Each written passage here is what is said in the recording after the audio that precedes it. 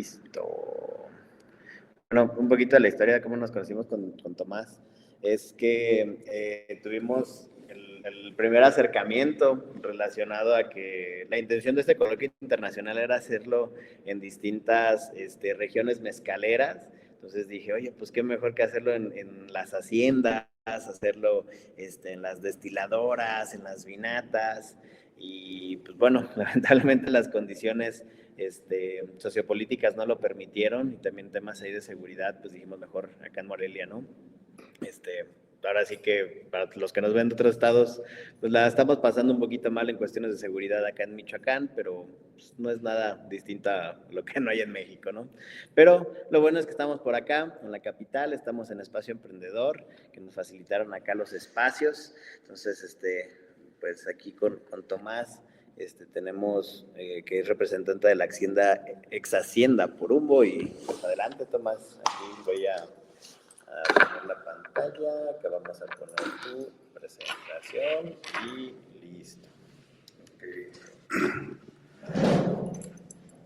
Bueno, primero que nada, gracias Víctor por la invitación, la consideración y la confianza. Tuvimos algunos problemillas técnicos, de manera que voy a ir desarrollando casi de memoria un poquito el temario, porque bueno, tuve un problemilla con mi archivo, estamos ahorita apoyándonos con la inteligencia artificial. Y bueno, afortunadamente tuve algunas notas por aquí que voy a seguir y vamos a ir pues desglosando algunos conceptos. Esto va a ser más que una exposición tan puntual, voy a ir haciendo algunas reflexiones sobre los conceptos que son clave en este tema.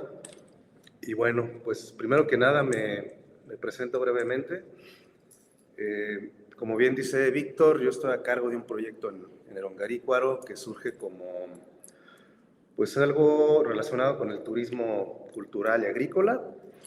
Tenemos un poquito más de 20 años operando, promoviendo el patrimonio local, obviamente la gastronomía, especies nativas, las tradiciones del entorno inmediato de las comunidades, con un enfoque pues un poquito más ecléctico, tratando de relacionarlo con talentos emergentes, con artistas. Hemos hecho residencias de producción también.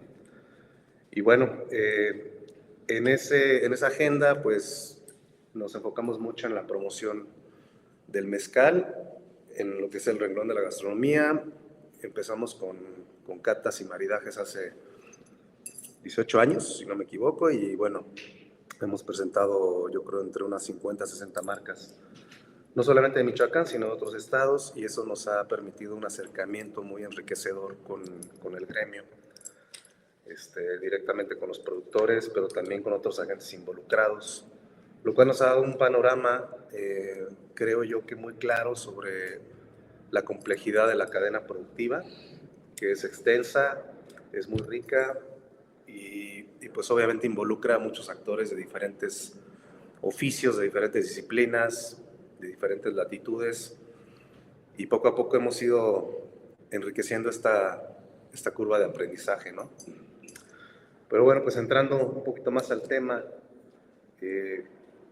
yo me formé en humanidades, pero también tengo ahí una embarradita profesional en negocios, en mercadotecnia, y ha sido muy interesante combinar esas dos perspectivas en cuanto a esta industria en particular, que es la del agave.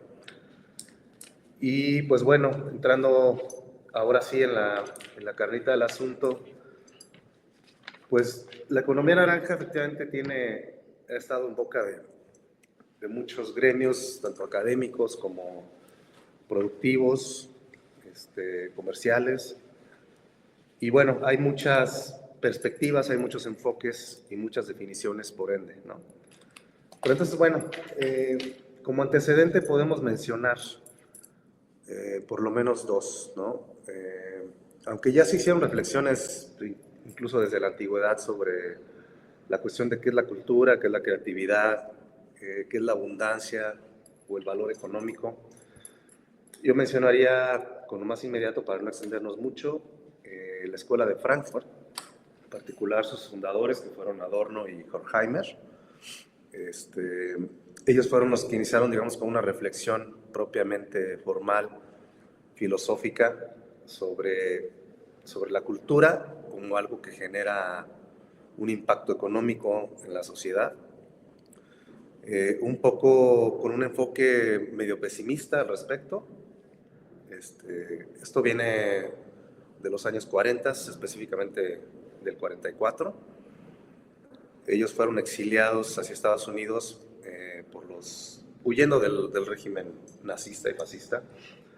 Entonces, se quedaron con una impresión bastante pesimista sobre lo que era la propaganda y cómo se usaban los medios para ideologizar a las masas, ¿no? Ellos fueron los primeros que acuñaron términos como cultura de masas y sobre todo el de industrias creativas, ¿no? Industrias culturales, perdón. La industria cultural. Empezaron a reflexionar sobre cómo el arte o los bienes culturales se podían reproducir con fines, pues finalmente no tan enriquecedores, sino más bien con fines de ideologización. Pero sus reflexiones sirvieron de antecedente para pensar como esa dimensión que tiene la cultura, los bienes culturales, para fines prácticos, ¿no? En este caso, sociopolíticos, más que nada. Y bueno, todo eso generó algunas otras reflexiones hasta fines de siglo, con John Hawkins, este señor que está aquí, que él retoma un poco esas reflexiones, ya con un enfoque no tan pesimista, sino más bien enfocado a cómo las ideas de la gente pueden convertirse en un bien que genere valor económico.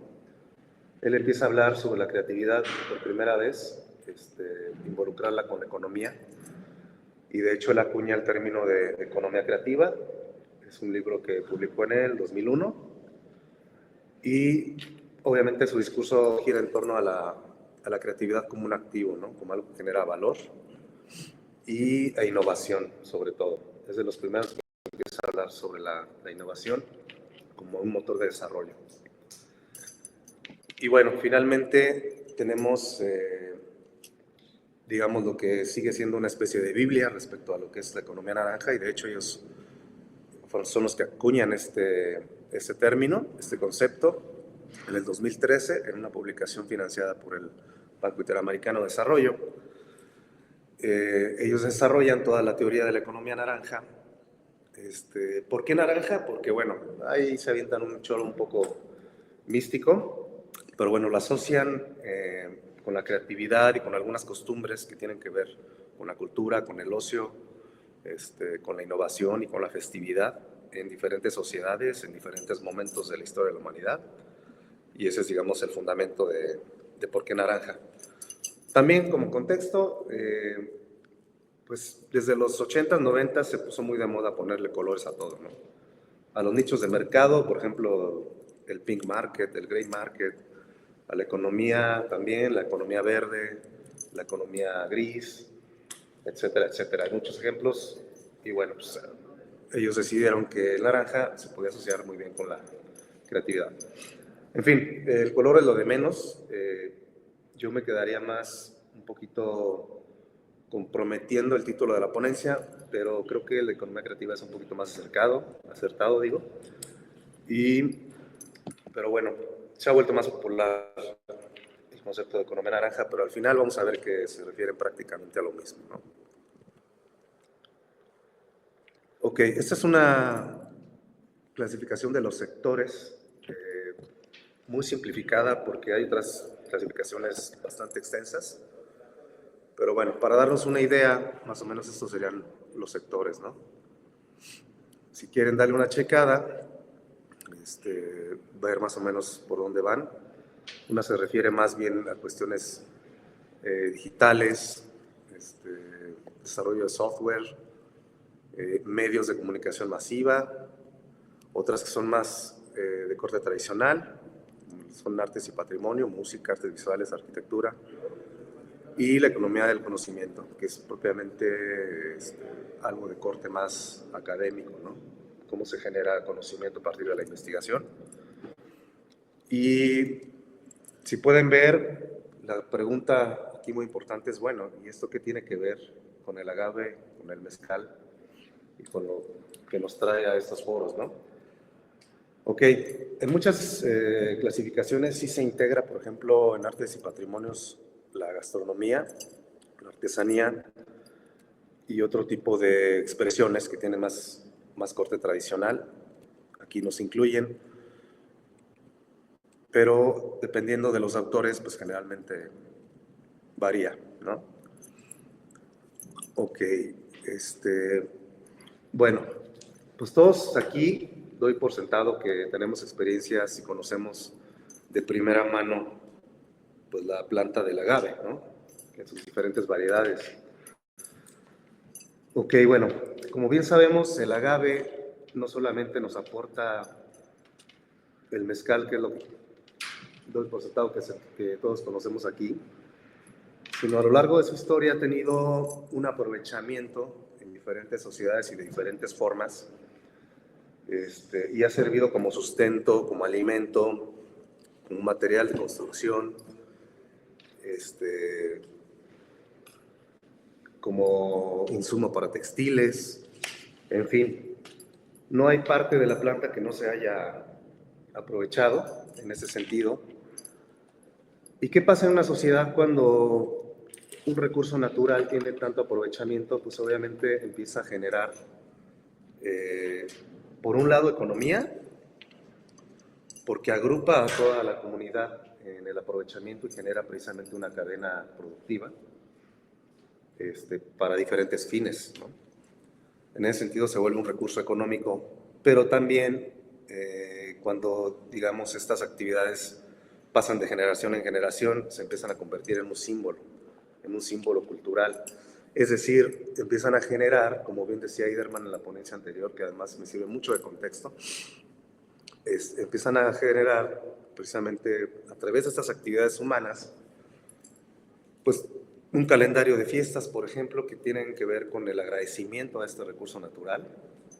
Empiezan a generar ritos, empiezan a generar leyendas, hábitos, creencias y todo un sistema de valores ligados a ese recurso natural que empieza a dejar de ser precisamente nada más un recurso natural para ponerse, digamos, a volverse un símbolo cultural con una serie de valores asociados, pero también de valor económico. Aquí vamos a hablar mucho del concepto de valor en estos dobles sentidos, valor económico y valor cultural, o simbólico.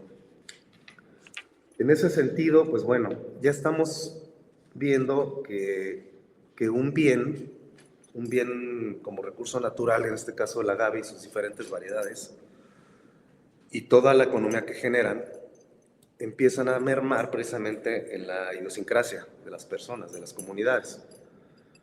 ¿Qué quiere decir esto? Que se empieza a crear precisamente una narrativa en torno a la explotación de un recurso natural, ¿no? Nos podemos ir a muchos ejemplos, pero bueno, el que nos toca ahora es el de los magueyes.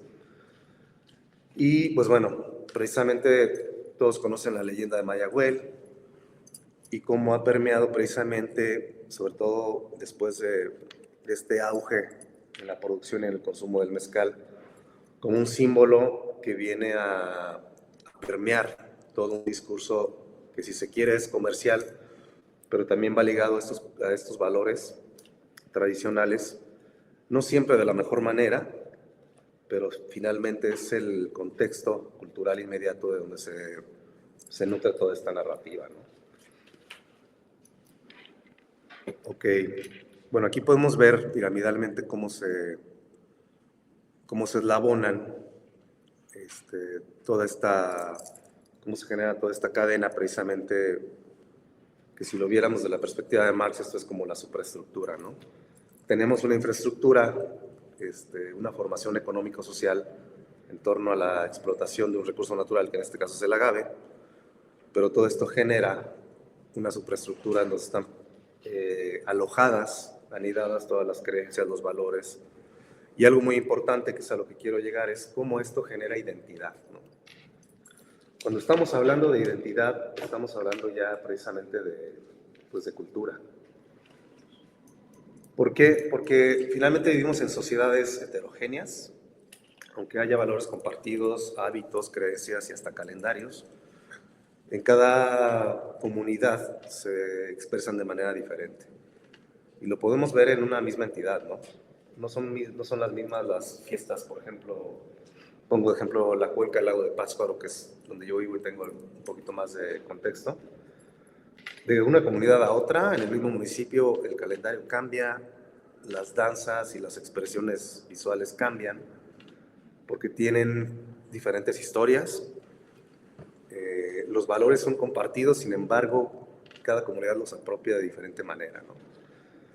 Eso en primera instancia nos da una diversidad de costumbres y de tradiciones, pero dentro de esa diversidad precisamente se genera la identidad de cada comunidad.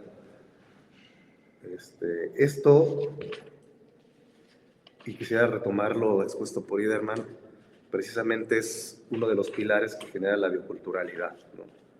Es decir, todo un ecosistema de símbolos, de creencias, de valores y de costumbres que están totalmente arraigados en el contexto inmediato natural, ¿no? En lo que es la vida en la naturaleza, precisamente. Ok, entonces, bueno, pero se me va la diapositiva. Okay. Esa es la última, ¿verdad, amigo? Sí, no puedes mover okay, sí. aquí el mouse. Claro. Bueno, entonces estamos de acuerdo que, bueno, el maguey, más que un recurso natural, pues es un símbolo cultural que además genera valor. ¿De qué manera? Pues obviamente a través de todas estas actividades humanas que generan economía, a través de su aprovechamiento, de su transformación, de su procesamiento y sobre todo, y eso es muy importante para ir como aterrizando, concluyendo, de qué manera esto se vuelve patrimonio, ¿no? Si bien es un patrimonio natural, visto nada más como recurso, como una planta que nos puede proveer de vestido, de alimento, de vivienda, pero también de recreación para fiestas y de rituales religiosos, también como medicina. Todo eso se sublima precisamente en una dimensión simbólica que además es heredada por generaciones y pues trae toda una narrativa consigo y que tiene que ver con una dimensión también moral, también ética, pero sobre todo formadora, ¿no? Formadora de identidad. En ese sentido ya estamos hablando de que se trata de un bien cultural, ¿no? ¿Cómo ligamos esto con la economía naranja? Pues bueno, la economía naranja finalmente es un enfoque que reconoce y promueve todas las actividades que tienen que ver con el conocimiento, con la creatividad, con la innovación, pero principalmente con el capital intelectual, ¿no? Los enfoques más estrictos que yo he leído sobre economía naranja lo ligan muy estrechamente con la propiedad intelectual. Yo difiero un poco, me gustan enfoques un poquito más laxos, porque por ejemplo hay cuestiones que tienen que ver con las tradiciones, con la gastronomía o con bienes culturales que son más compartidos, son más comunitarios y no precisamente tienen que ver con un autor, con una propiedad que sea ostentada por alguien o por una comunidad. Es decir, no todo se puede patentar, no todo se puede registrar, hay cosas que son de dominio público, de dominio comunitario. En ese sentido, siento que hacen más justicia algunos enfoques un poquito más inclusivos, ¿no?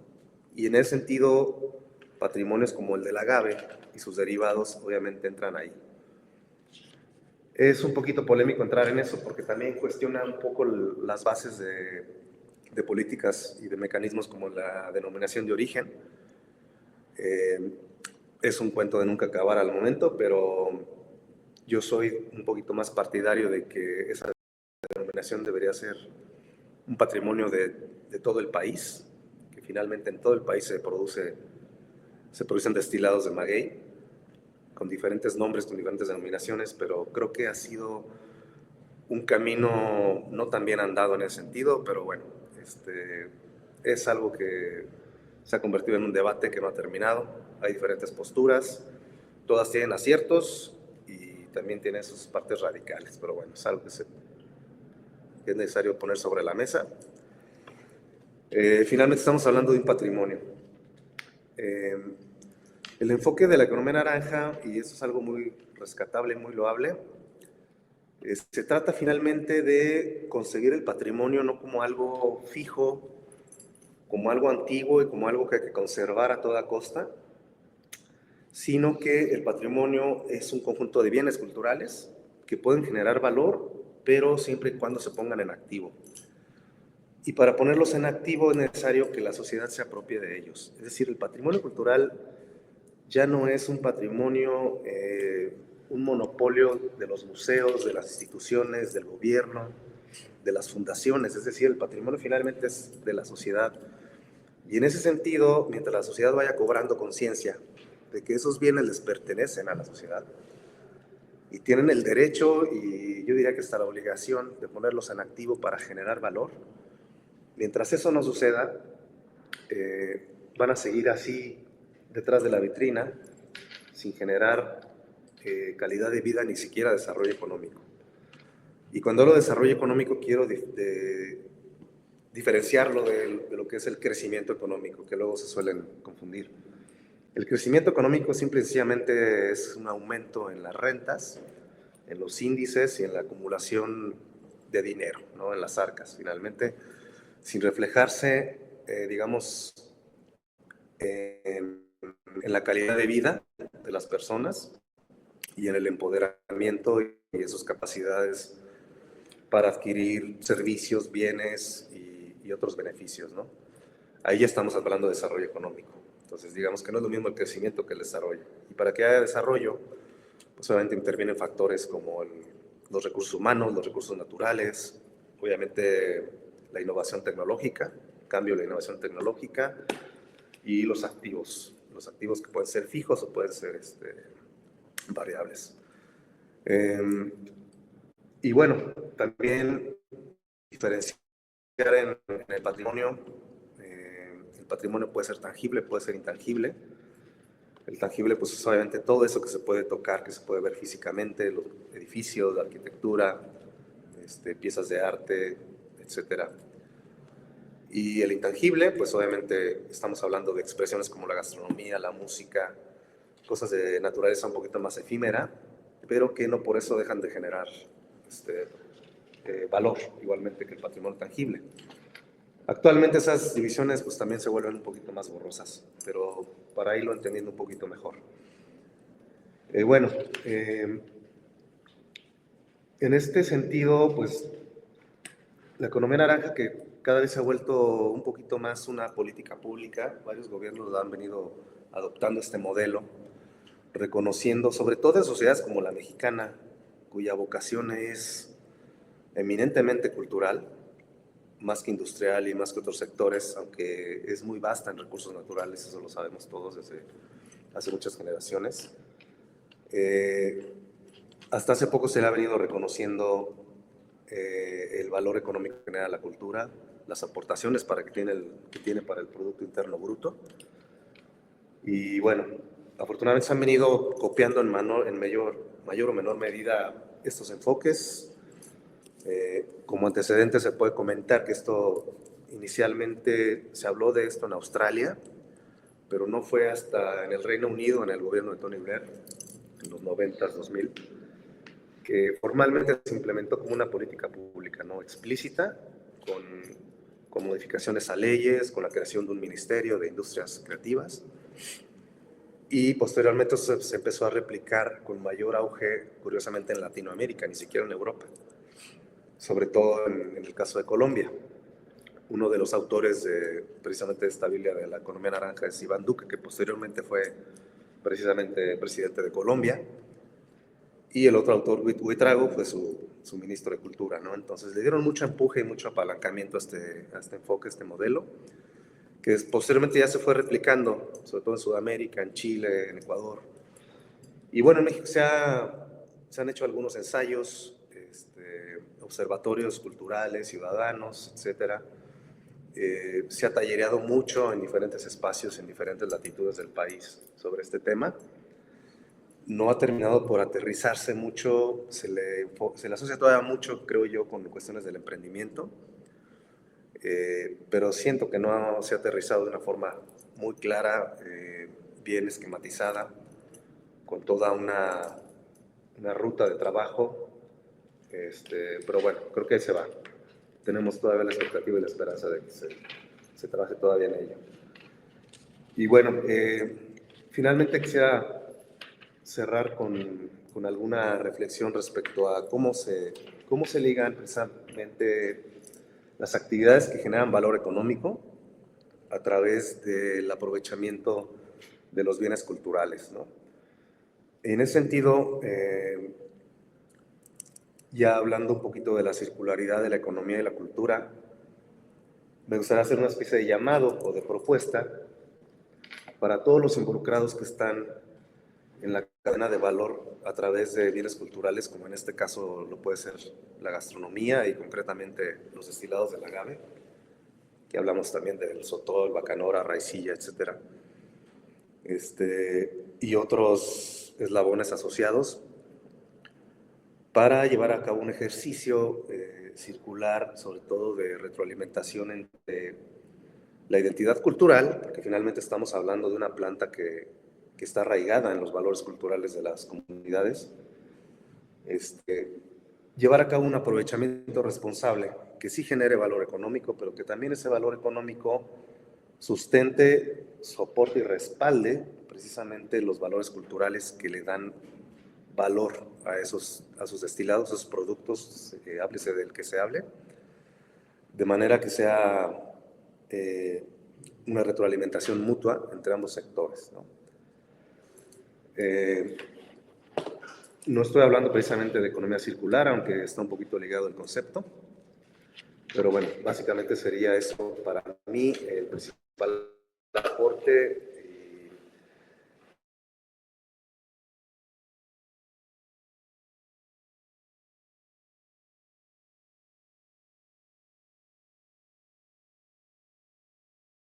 Sí, sí.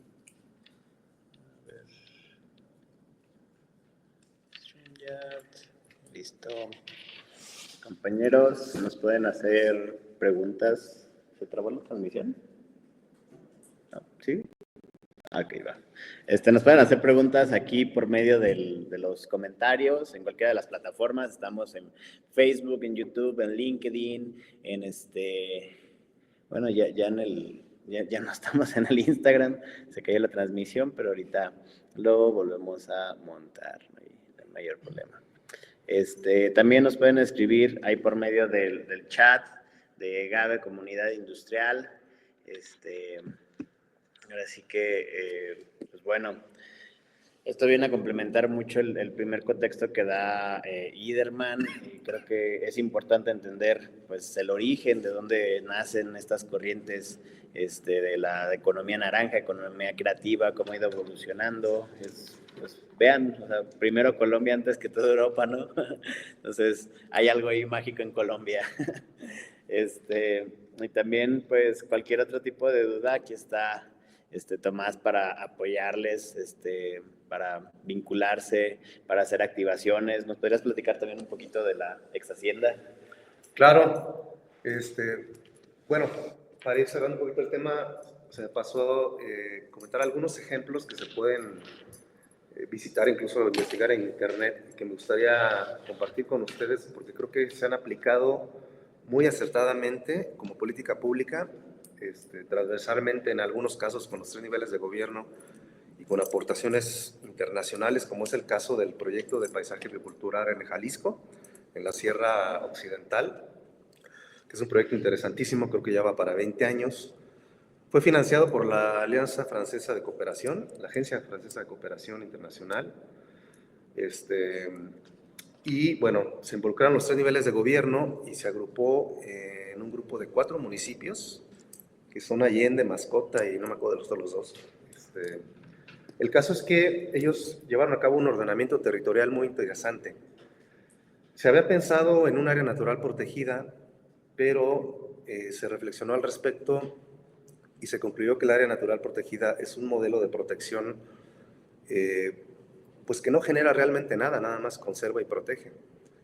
En cambio, se pensó en este otro tipo de ordenamiento, que es el del paisaje biocultural, y es un ordenamiento muy interesante porque viene desde abajo, es decir, la sociedad es la que lo lleva a cabo, no viene un experto ajeno al contexto y empieza a ordenar el territorio, sino es la propia gente la que, conociendo la vocación de su territorio, empieza a ordenar actividades y toda la economía que ya se generaba ahí se empieza a respetar, se respetan las actividades económicas con un enfoque sostenible. Y ahí tienes a la gente trabajando la artesanía, generando valor, sembrando, cultivando, haciendo agroindustria y obviamente turismo, ¿no?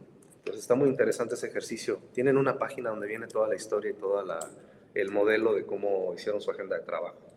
Paisaje biocultural, así lo encuentran en internet. Otro caso de ordenamiento interesante es el de Cuetzalán, Puebla.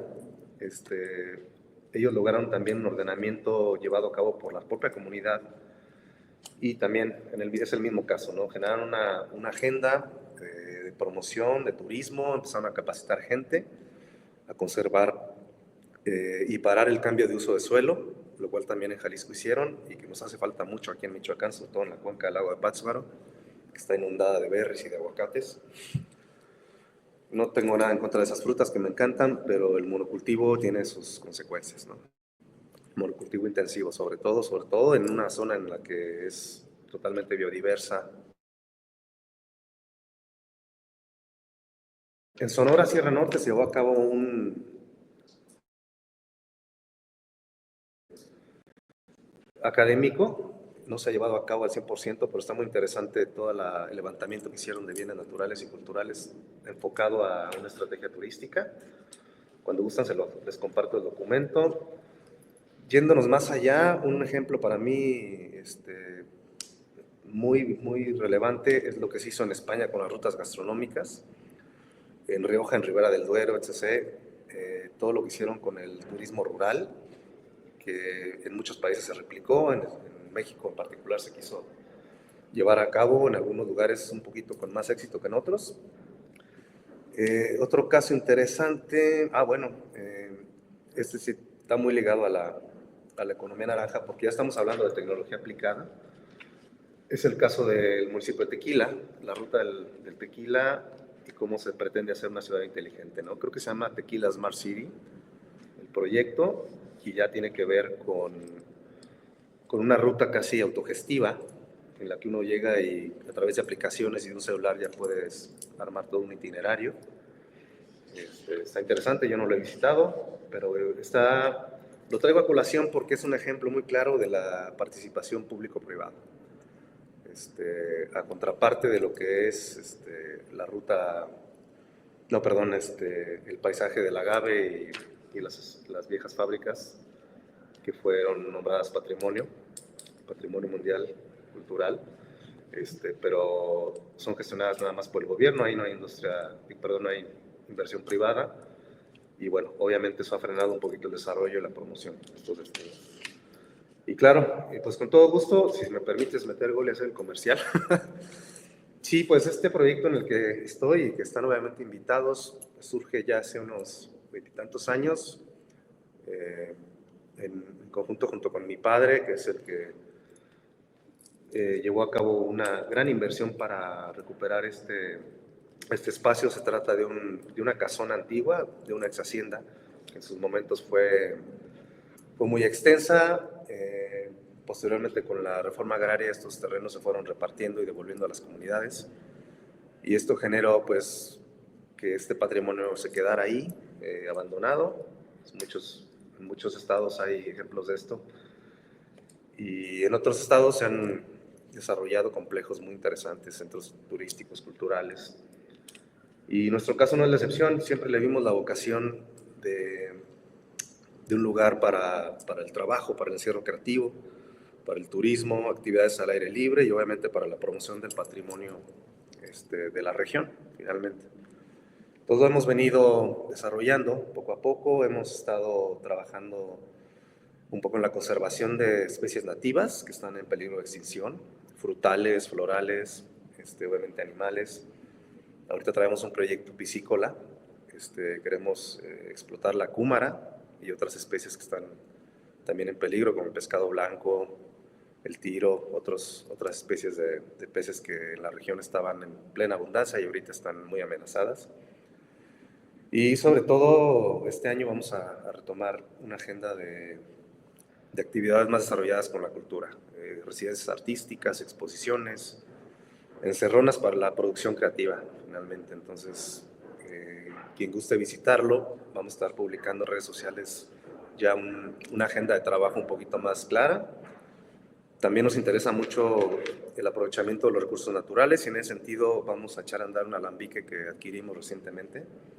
Queremos empezar a trabajar destilados artesanales con insumos locales. Por ejemplo, queremos hacer un whisky tipo bourbon con maíz nativo, maíces de la región, obviamente rones con caña de la región, charanda que tiene denominación de origen. Nosotros, nuestro municipio no pertenece a esa denominación, pero no tenemos impedimento para hacer un destilado de caña también y de muchas otras cosas.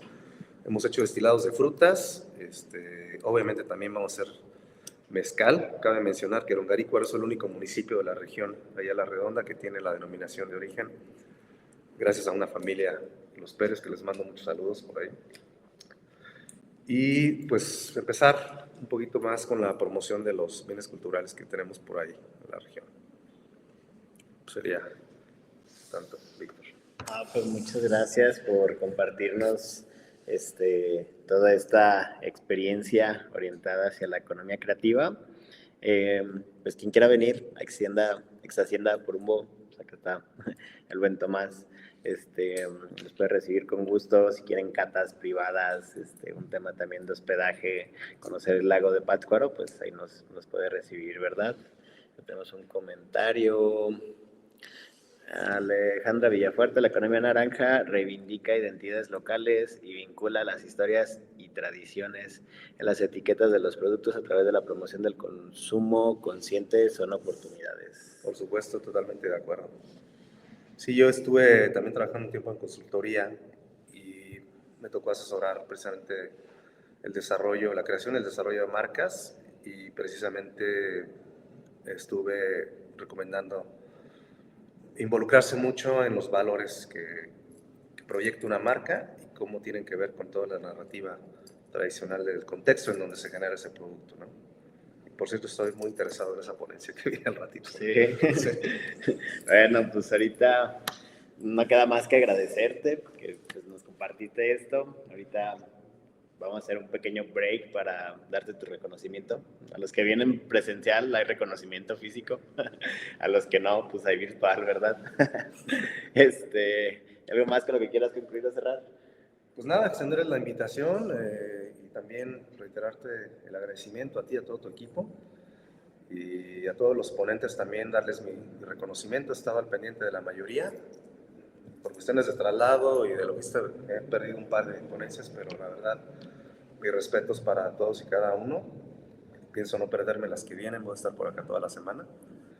Y pues enhorabuena, es un gusto compartir con todos ustedes. Gracias a ti por estar